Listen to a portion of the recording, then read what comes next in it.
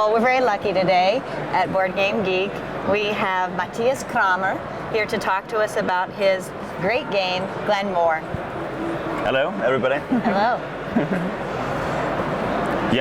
Should I explain it? Yeah, it'd be great if you could do an overview. Yes. I'm very excited because, as I told you before the camera's on, I really like this game a lot. So I'm glad you're here to explain it to us. Yes. So this is a game settled in the Scottish Highlands, and every player is starting with a village with one tile. And during the game you get different tiles and build up your language and explore the surrounding landscape. And via that you can score points, and in the end of the game the one with the most points wins.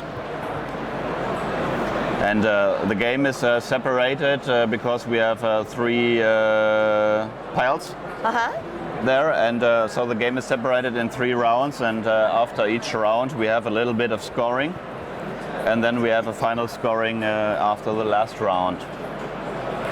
So the mechanic is quite easy because we have a round course here, and always the player who's last in the course, it's his turn. So which means this time yellow is it's yellow's turn. So this player can pick any tile he wants, take this tile, build it, and after that, just for example, we take a quarry right here. So I build this tile, I activate something here, and after that we fill up the gaps so that there's only one space left, and after that white it's on his turn because he's now the last. Right. So during the game it can even happen that you have several turns because you are the last several times. I like that. It's got that Thebes feel a little bit, where if you're in the back, you could have a few turns before you jump ahead on the score tracks. I like that. That's nice. Yeah. And also you have to take care about if you take a short step, which means you have a lot of turns, so you get a big landscape and you have a lot of tiles. But in the end, the game punishes a little bit if you have a very large landscape, because for each tile that you have in excess of somebody else, you get 3 negative points. So. Right. So you have to take care and think if it's really worth the 3 victory points. So I can, you start in your village with one meeple, which is a clan member. So if you want to build a tile, you have to take care, you need a clan member to view the new landscape. So he has to be adjacent to the new tile. And you have some other building limitations. They are because there's one river flowing from north to south through your whole landscape, and you have one road from east to west through your landscape. So if you have a tile with a river or a road, you can build it in this column or this row. Yeah, so the water lines up with the water and the roads line up with the roads. Yes. Yeah, that's great. This is a limitation, and it has to be adjacent to a clan member. Yeah. It's a lot to think about, yeah, it's good. Yeah. So just for example, we build up a little landscape here. So I have a quarry here that produces stone each time I activate it. And we have a wheat field here which is producing corn each time I activate it. So if you build a new tile, so we pick just for an example, we have a distillery here.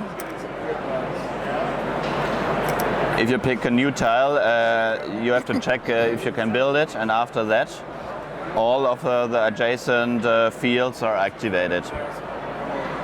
Which means, for example, we activate the quarry, so we get a stone here. And when we activate the wheat field, we get a wheat cube here. And so on. So there are some tiles that simply produce resources, for example cows or sheep.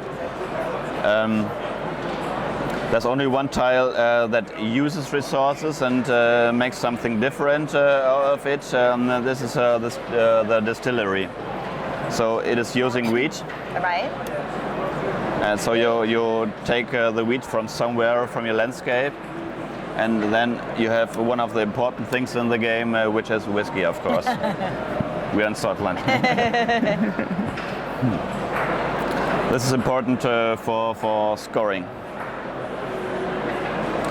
And well, if you activate a village field or another grey tile, which are either villages or castles, you can also walk with your guy.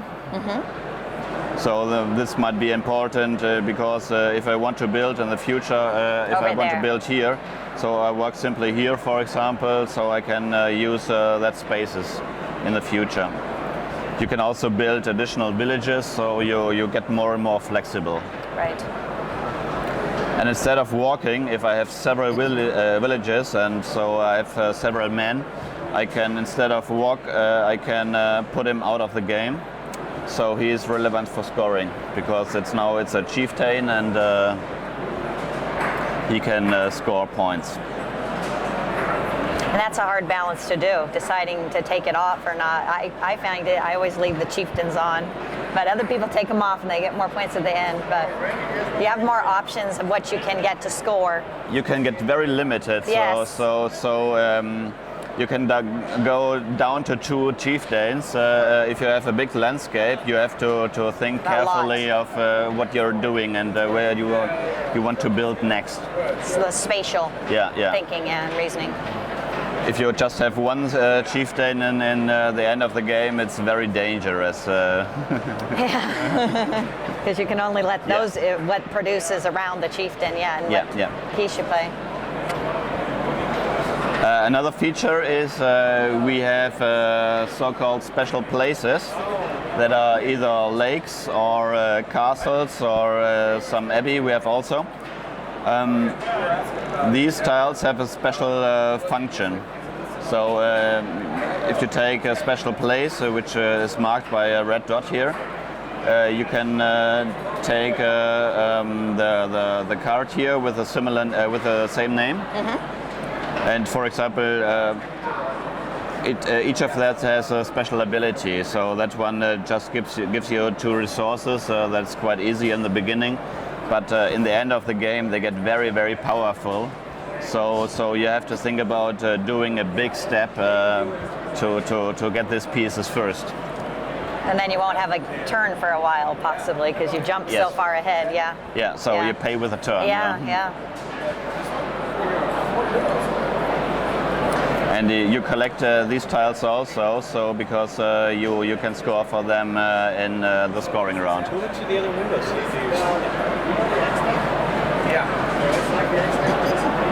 And the next, these are brown tiles. So if you activate them, you can exchange certain goods for victory points. And you can do it each time you activate them. So for example, this one is accepting wood. And you have to have different resources. So for example, just let it do right, Just for example, so I have 2 resources here, so I can exchange them for 3 victory points. Right. So this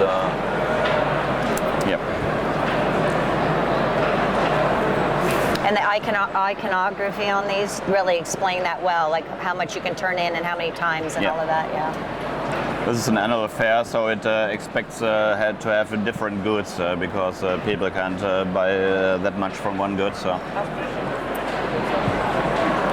Another important thing of the game is the market.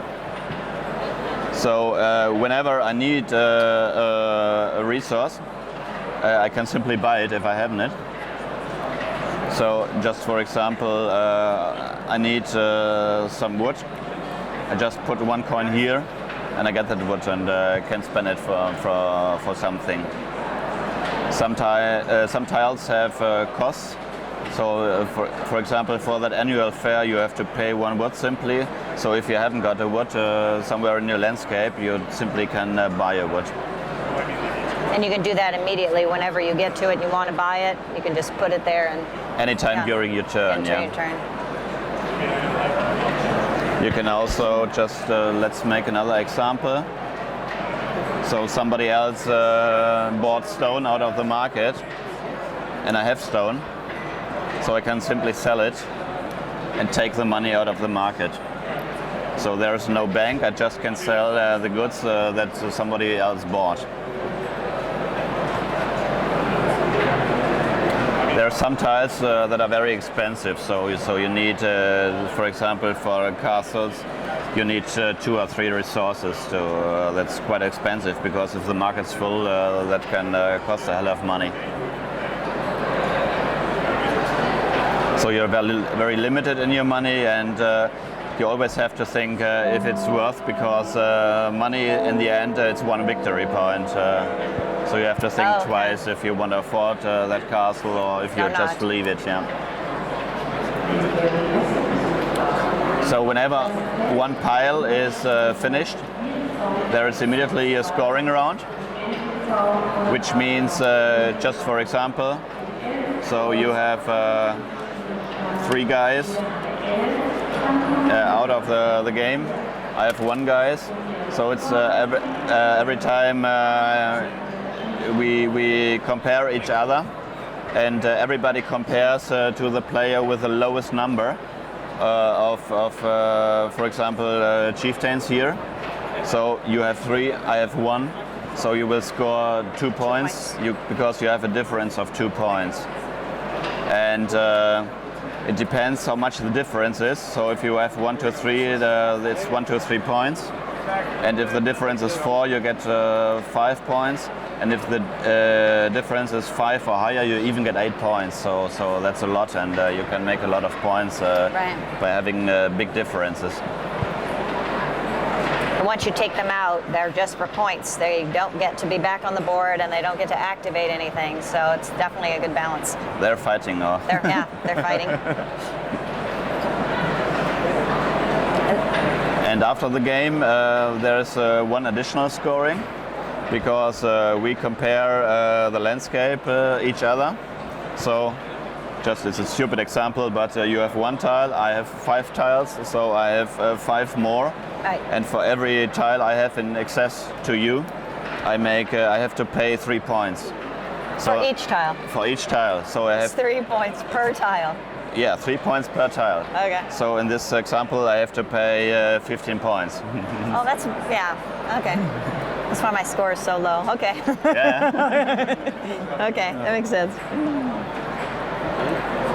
So the record I've seen is someone had to pay 30 points. Oh, so that's... But he was second or so. So you can even, if you have an idea what you're doing, and if you score a lot of points with it, you can afford to pay points in the end. So you have to judge. If you got that far in advance, then you could do that. Yeah. Oh. Interesting. Okay. Well, thank you so much, Mateusz Kramer. Kramer, I'm sorry. Mateusz Kramer, Glen should check it out. It's a wonderful game. Thank you so much. Thank you as well.